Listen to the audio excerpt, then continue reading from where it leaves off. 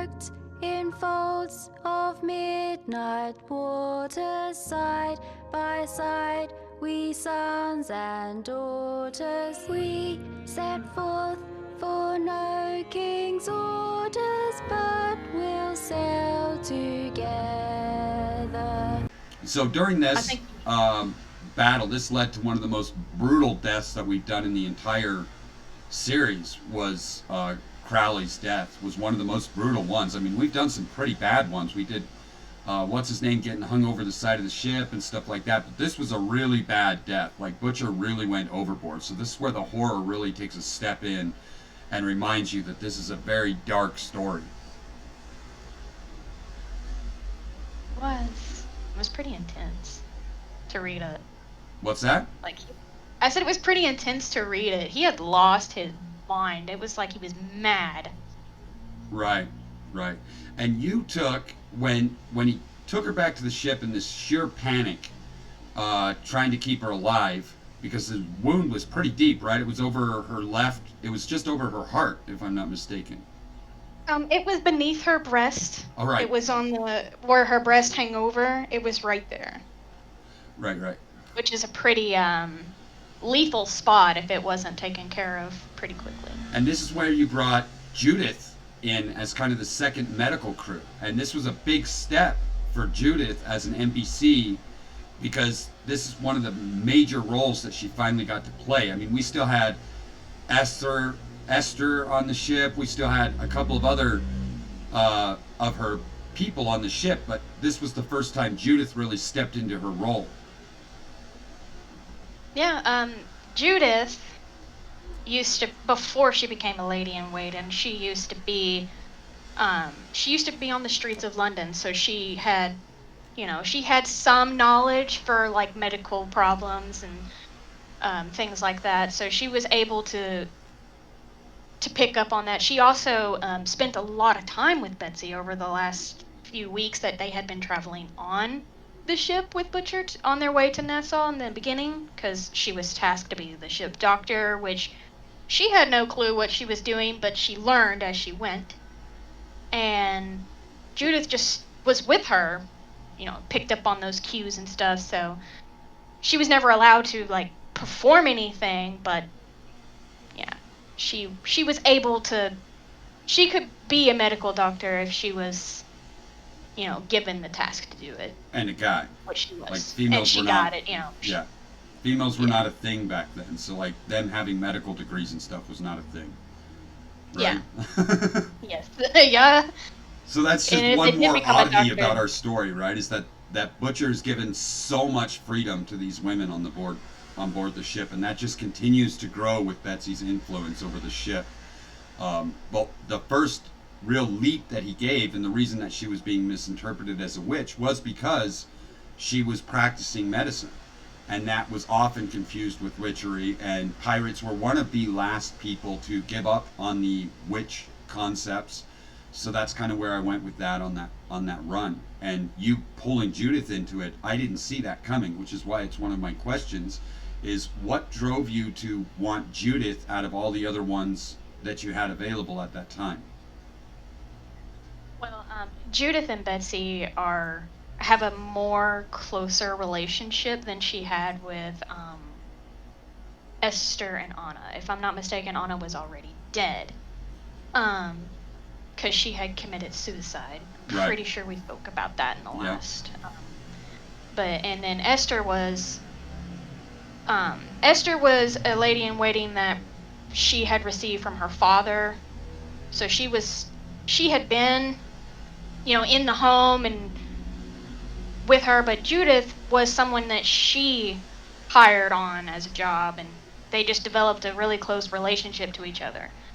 And I wanted her to be able to practice medicine as well, or at least have a basic understanding of medicine, because they're like Betsy, she could be down, anything could happen to her, she could die.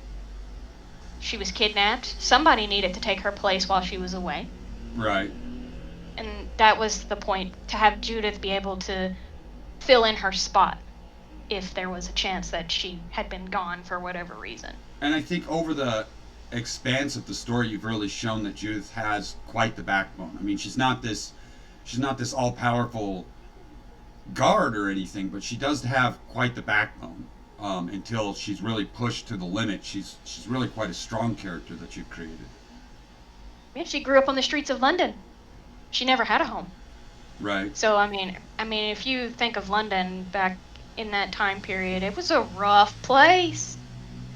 So Yeah. She just adapted to her personality, adapted off the streets, how people treated her. She treated them back the same way. She's a strong girl.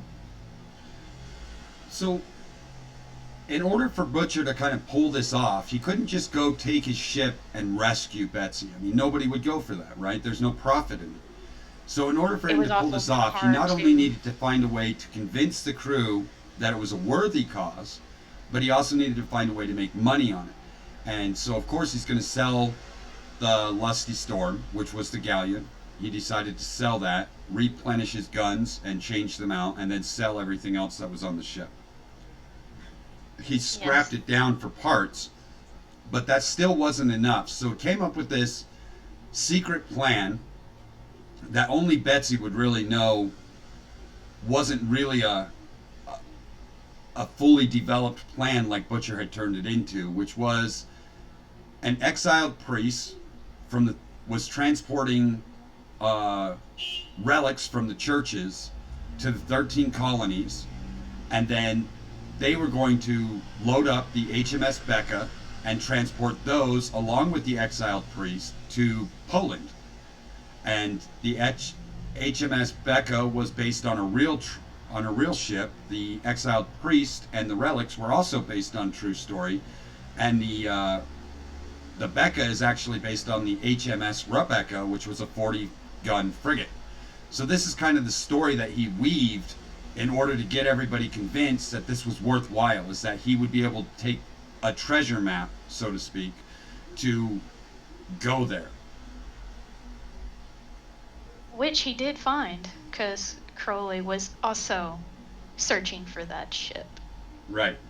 And I guess Butcher had a hunch that he had some information regarding the ship. Maybe he had spoke about it in one of the pubs and he overheard him. Crowley was known to spout off huge plans that he never fully went through with, but maybe he did go through with the Beck one. He just spoke about it and he actually did. Right. And so after Betsy's been recovering, she's in a recovery stage, we got to see another softer side of Butcher, which is an unusual thing because the man is psychotic. He's crazy. I don't know the term for it. I don't know if he's a lunatic or psychotic or serial killer. I really don't know what term would be appropriate for Butcher, but it's definitely one of those. He's not all there. Yeah. I wouldn't know what to call him either. But he was yes, he was a serial killer. No.